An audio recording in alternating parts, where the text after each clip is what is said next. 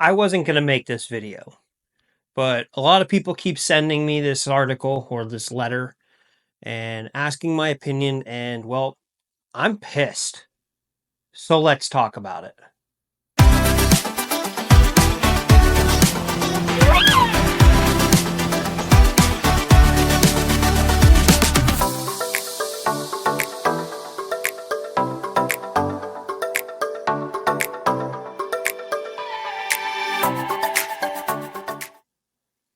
All right, so I'm going to name names. A lot of people out there have put their responses out there to this letter. I'm sure you've seen this letter kind of floating around on a cancellation policy from a very prominent school here in the Orlando area. Given their kind of reactions to things, and nobody wants to name names or say anything. We've all seen the letter, but I'm going to say it. It's L3 Harris up at Sanford Airport. But it's not just there. They are a international flight school. Um, so it's a very big company. And well, they put out a new cancellation policy signed off by their chief flight instructor and head of flight training. So I'm going to talk about a few things with this letter. I'm not going to read the whole letter to you. It's out there to be found. I'm going to touch on a couple little things, and I'm going to give you my feelings on it and my reaction to it. Because again, I've kind of held off reacting to this from when it first came out on the 12th. So I'm now 10 days off that, roughly. 10 days later from when this came out. I don't know if there's been any changes. I haven't really looked into it. I've just kind of looked at this. So, obviously, as a flight instructor and as a previous student and a current CFII student, not with that flight school, this makes me very angry. I'm pissed that this would even be a thing and be put out there. I think the FAA and the local FSDO need to look into this policy. So I'm going to start with this, and I'm going to why do I say that? Well, the first thing is let's talk about the minimums for canceling a flight. So they're saying for a private pilot, pattern operations, visibility 3 statute miles, 1,500 foot elevation ceiling for clouds. Yeah, you can fly a pattern in that. I'll give you that. A local flight within 25 nautical miles is 3 statute miles visibility and the ceiling of 2,000 feet. I really don't like that one. If you've ever flown in 3 statute miles, it's not fun. You can't see very much. It's borderline VFR to me. Like, I wouldn't fly that flight in that. Me. Then the next one is a cross country, which is 3 statute miles visibility and a ceiling of 2,000 feet. I sit here today as a CFII student. Now, again, this is minimums for private level students. I sit here as a CFII student about to take my CFII check ride. I would not fly across country in that.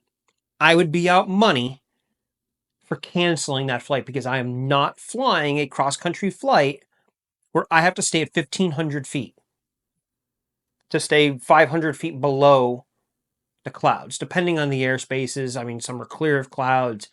Either way, I am not flying that flight as a CFI about to be a CFII.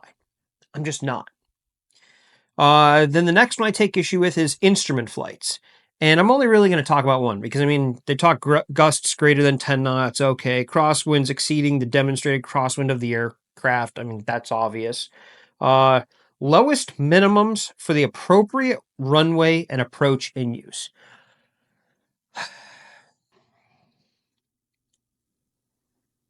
I don't like it at all. I personally, my minimums aren't even that. So I'm not flying that again personally.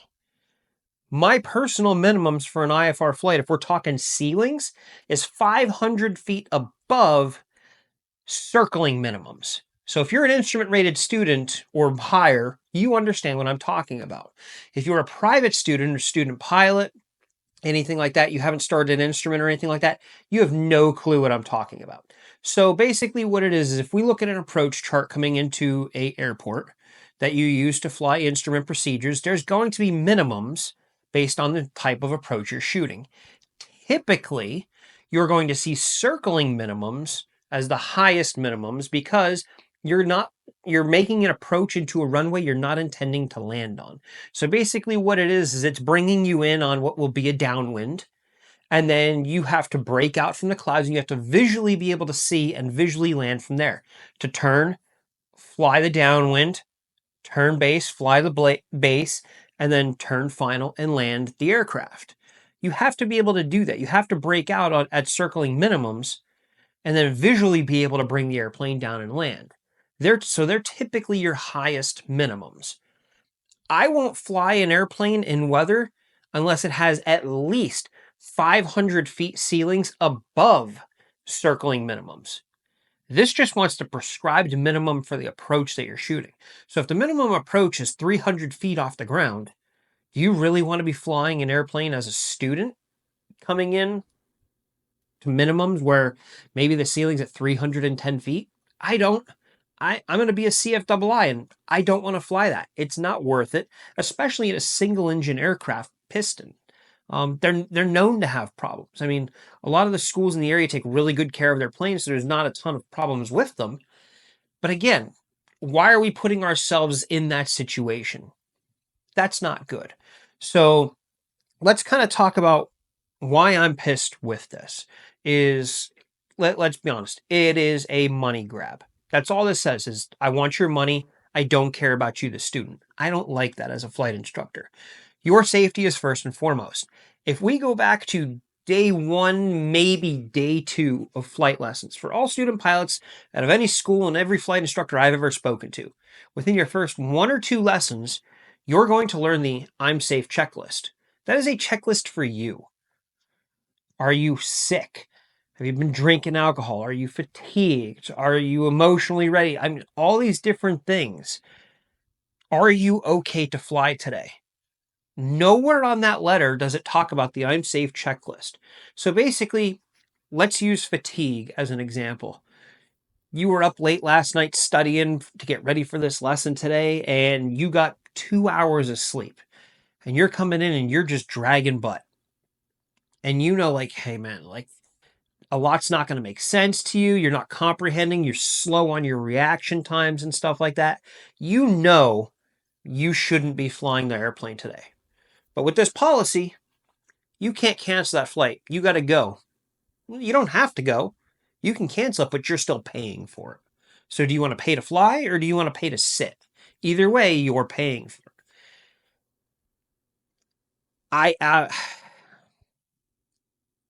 I don't like to say I hate things because I feel it's such a strong word. I hate this. I hate this for the students. I hate this for the instructors. I really hate this for this chief pilot that signed that. We're going to talk about that in a few minutes here. But again, so the I'm safe checklist is it's gone.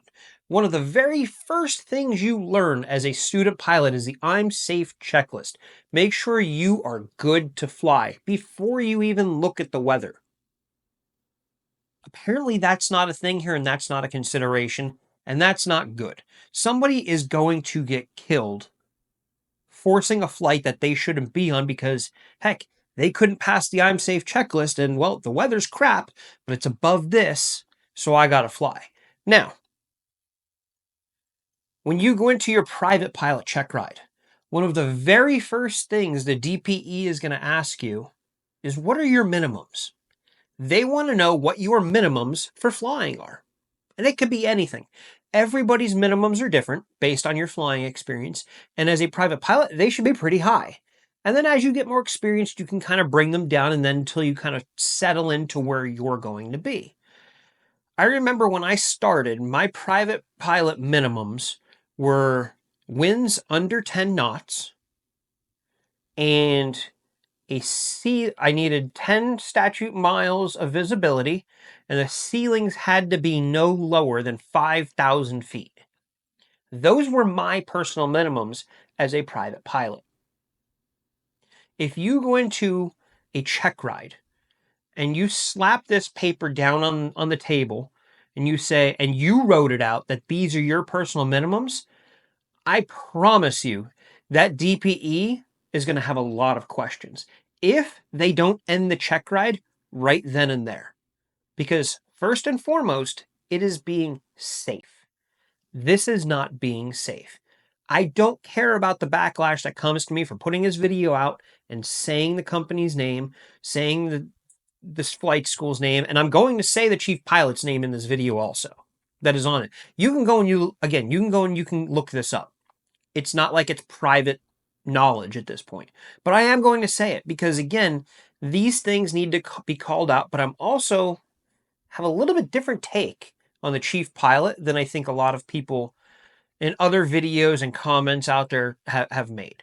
So let's get into that. Let's not waste any more time. So the chief flight instructor, head of flight training for L3 Harris Flight School, is David M. Krug Jr. Dave, I'm sorry if I'm messing up your name. But let's talk about this because I have the unique viewpoint of being a business owner along with being a flight instructor, an employee, and all those type of things throughout my life. So I think you are unfairly getting absolutely massacred online for this, whether it be video form, comments on Facebook, websites, blogs, whatever. I think you are being unfairly criticized for it. And I'm asking that people stop criticizing Dave for this letter. And here's my reason why. If this was my flight school and I'm the owner, I'm the CFI, I'm the chief pilot, and let's say I have one other CFI that I have on staff. I don't, but let's say I do. If I go and I put this out there, that is on me. That is something coming directly from me. I would never put this out there, but that would be something coming directly from me. So let's think of it as just your mom and pop flight school on the corner. If they put something out, that's coming directly from them. L3 Harris is a major school, big corporation. They're international. So think of them like Coca-Cola or Pepsi or Apple or anything like that. It's this big corporation. So David here, while he is the chief pilot of the school, essentially is just middle management. So I'm going to assume some things here. I'm going to assume that David gets paid well, has a nice little salary. Maybe he has a family that he's supporting. Maybe he has a mortgage and stuff like that that he has to take care of. So now, as a middle manager in a big corporation like that, things like these are going to come down from above. So my assumption based on the size of the school, and again, I don't know the inner workings of this school. I've never dealt with. I've talked to them twice when I was first starting out. And I was just kind of like finding a home as a student pilot, trying to figure out where I was going to do my training. So basically what I think is there's somebody at corporate somewhere looking at numbers and they see canceled flights, lost money. Well, we need to fix that. So then they come down on Dave. And again, Dave, I'm only using you because you're on here. Again, I don't think you're at fault at all in this whatsoever. I think you're a middle manager and I think you were pressured into something that you had to do. You had to make a decision. And I think that decision that you were probably put in to do this sucks. And I'm sorry for you for that. But again, so the pressure probably most likely came down from above onto Dave to do this. So now Dave is having a decision to make. He has a dilemma. Do I do this and possibly face this backlash that he's getting? Because again, it's his name on the paper, not the person above him that pushed him to do this. Or B, say no, this isn't safe, and potentially lose his income stream.